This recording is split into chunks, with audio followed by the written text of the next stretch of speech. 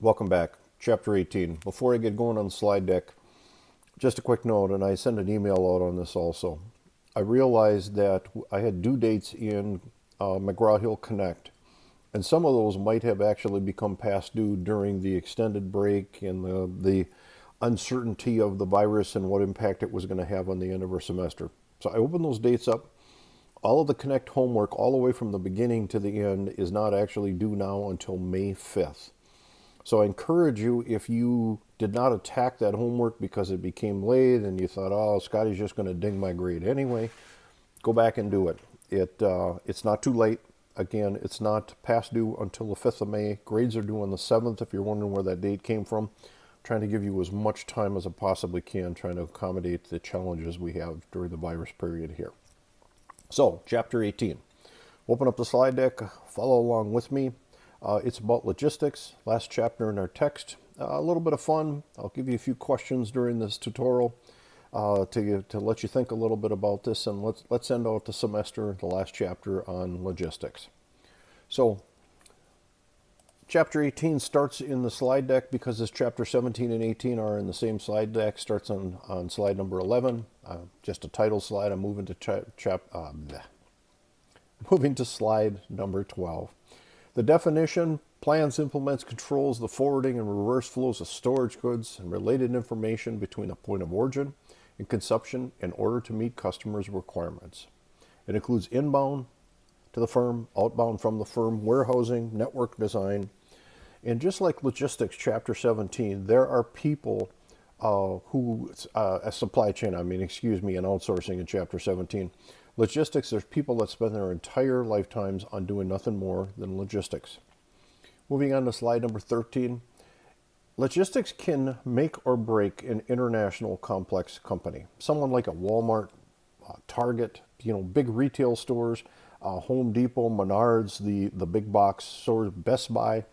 But more importantly than just retail type examples that I can give you, manufacturing organizations that are global in scope. Logistics are extremely important. What are those strategic and operational decisions that you're going to be making? Marketing to fulfill a customer demand, pretty straightforward. Having the right goods at the right time, at the right place in the world, ready to do this. Typically, the bigger you are, the bigger the information systems there are that link things, especially if you're global. Because I had said in chapter 17 here just a little bit ago, typically, if you're working with the other side of the world, they're asleep while you're awake. They're awake and you're asleep. There's a lot of logistics. And of course, finance, due to the large investment in inventory and warehousing and moving all this around. It involves suppliers, you as the middleman, and your customer.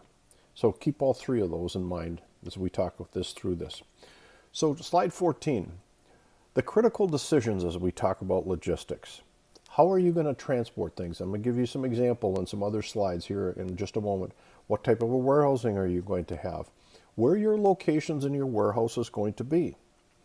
Are you going to insource versus outsourcing? What we just got done talking about in chapter 17.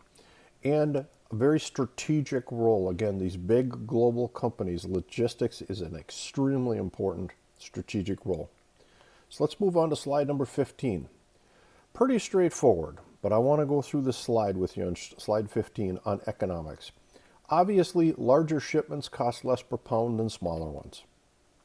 It's a lot easier to fill up a truck, and that cost of that truck coming to your facility, whether it's full or empty, is appreciably about the same. Full truckloads cost less per pound, the next line. Longer distances cost less than shorter. Throw it in the truck, run it across the country, throw it on the rail, whatever it happens to be. It's a lot cheaper than to stop many incremental times. Longer distances are shorter, less cost per mile. Regular shipping is less than expedited. Obviously, there's a cost to getting it to you overnight. So as we move on to slide number 16, economies examples.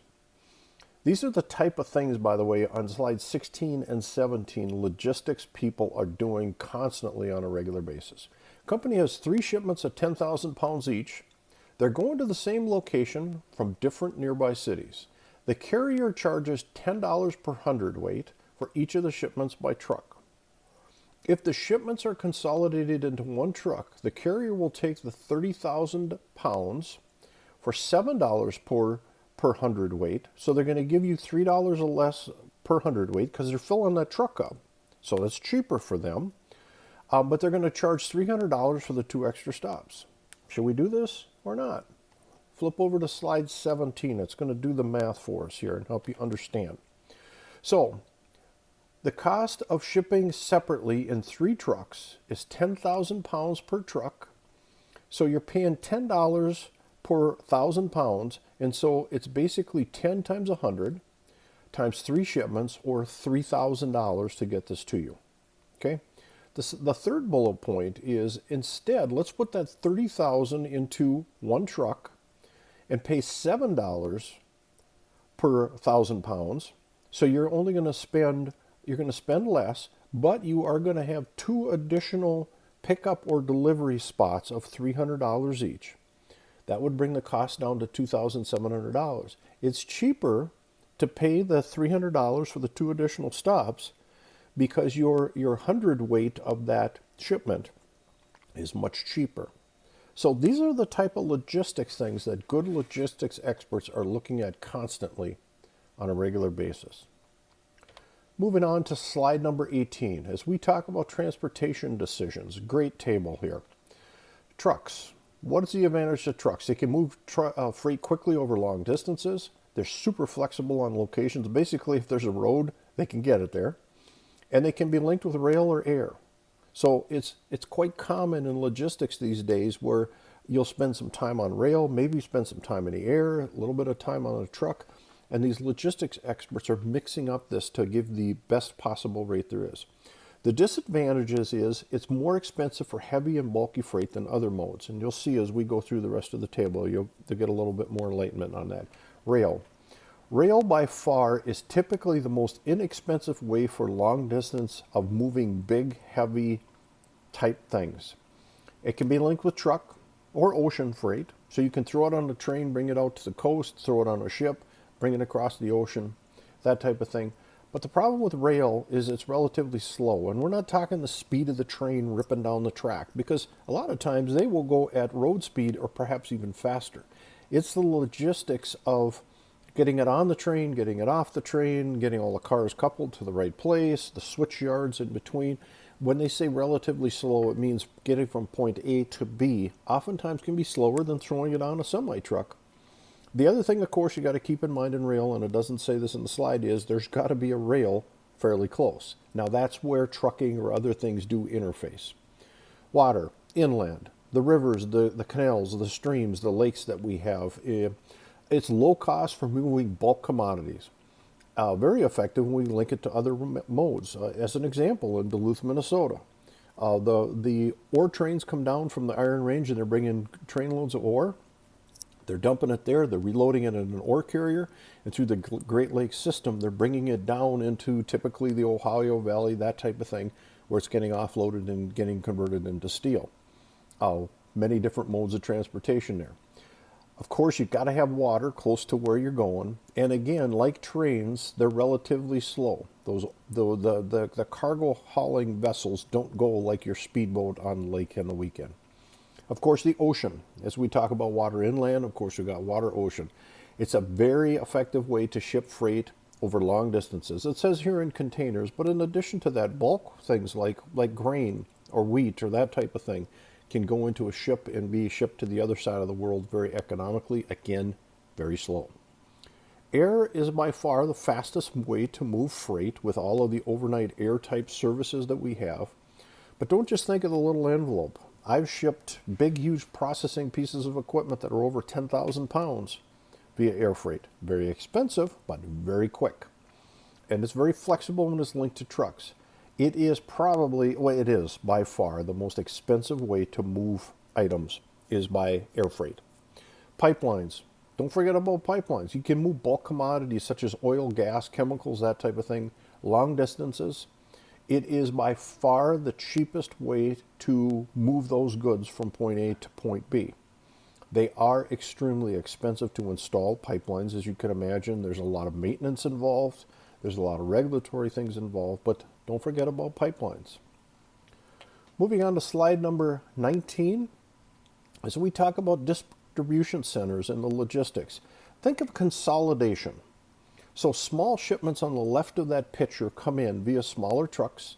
They get put into a warehouse and they get consolidated, and large shipments go out. Example I can give you of this is a UPS, the little brown truck. Little brown truck goes around the neighborhood, goes around the different facilities in industrial parks and those types of things, and all these little brown trucks pick up packages. They bring them to a distribution collection center, and then they'll take and they'll load all the packages for Denver, Colorado, as an example, that are on the ground, meaning not overnight, and they will put them together in a semi truck and send that semi to Denver, Colorado for distribution. So consolidation, bringing small stuff together, putting it together into a bigger truck. Then on to slide number 20. The second of the third is large shipments come in and small shipments go out. Again, think of the little brown trucks, the UPS. The large shipments coming in, I just used Denver, Colorado as an example. So distribution centers from all over the area are bringing in semi-loads of stuff into Denver, Colorado. Overnight, they get broke down into that distribution center, and they get put into the little brown trucks, and the little brown trucks go out into the neighborhood, into the industrial parks, into the office complexes, and they deliver all of those packages. So they're taking the big shipments, they're breaking them down into small. Slide number 21. Think about slide number 21, where large shipments come in and large shipments go out. A couple of different examples I can give you here as an example: the Super Value warehouse for food, for grocery deliveries. You'll get in large trucks in from the major suppliers, a truckload of Kellogg's cereal and General Mills cereal and Dinty Moore beef stew, and it goes on and on and on. Big, huge trucks of that. They bring in pallets and pallets and pallets of items. They put them into the Super Value distribution warehouse, and on the other side, they'll go and they'll pick items out of that warehouse for store A and B and C. So they'll pick a certain amount of toilet paper and detergent and cereal and canned goods and that type of thing, load them onto a truck, and then that truck will then go to that grocery store to get unloaded, and then you as the consumer go to buy it. So that's a great example there in slide 21 of that. Other purposes of distribution centers and warehouses: manage seasonal demand. We can use those warehouses as buffers to support manufacturing with incoming raw materials or outgoing finished goods. Provide value-added services, handling, reverse logistics. You can get people that will do the handling, all of that type of thing for you, so you don't have to have a whole warehousing group to do that work for you. Slide 23. The factors that you need to keep in mind as we talk about where these locations are going to be. Is labor available? What is the cost of labor? Cost of construction and maintenance of that facility could be a huge thing. What about transportation? Are there taxes? If I build this in South Dakota where the state tax is less than Minnesota, does it make sense? Are there advantages in Minnesota because the Minnesota government's going to give you some kind of a tax break? The government incentives, you see that next thing. Or the regulations. What about delivery time to customers? I can build that warehouse in South Dakota super cheap, but all of my customers are in Minneapolis, St. Paul, so every time I do something, I have to have delivery time. Is it close to my suppliers also, not just my customers? And then what about highway or rail availability? Are there good transportation systems that are going to be close to that distribution logistics area for me? Slide number 24, third-party logistics providers. There are people that do this for you, as I said a minute ago. They have transportation, they have warehousing, they have inventory management, they have reverse logistics. They have access to logistics experts. I mentioned earlier when I sent that big, huge piece of equipment via air freight, it actually went over to Asia, and I used a logistics expert that helped me all the way through the process, including permitting and freight charges and handling. They can give you a lot more enhanced flexibility and access to markets and technology. And sometimes they can be lower than cost and outsourcing, than insourcing, I mean. They're doing this all the time. It might be cheaper for them to do this than you do it with your own people. So as we talk about logistics strategy, the last slide in chapter 18, you've got to determine your objectives. Cost, delivery, service, quality, flexibility. What is the most important thing? Is it important for you to own this, or do you want to outsource it? That's going to be a strategic decision for your organization. What kind of transportation am I going to use? Back again to the chart with the rail and the air and the trucking and ocean and all of those types of things. And what kind of a network of warehouses, where are my facilities going to be, and how many am I going to have are extremely important as we go through this. So, chapter 18, last slide deck from the text. Read the text, answer the Connect questions, go through this. There'll be the last quiz for the semester forthcoming soon. We still have a few weeks left. I wanted to get these videos out so you can start studying and catching up on some things. I can only imagine end of the semester this year is going to get even a little bit more hectic with the remote. Any questions, please reach out. I hope everybody's safe and healthy. Take care now. Thanks. Bye.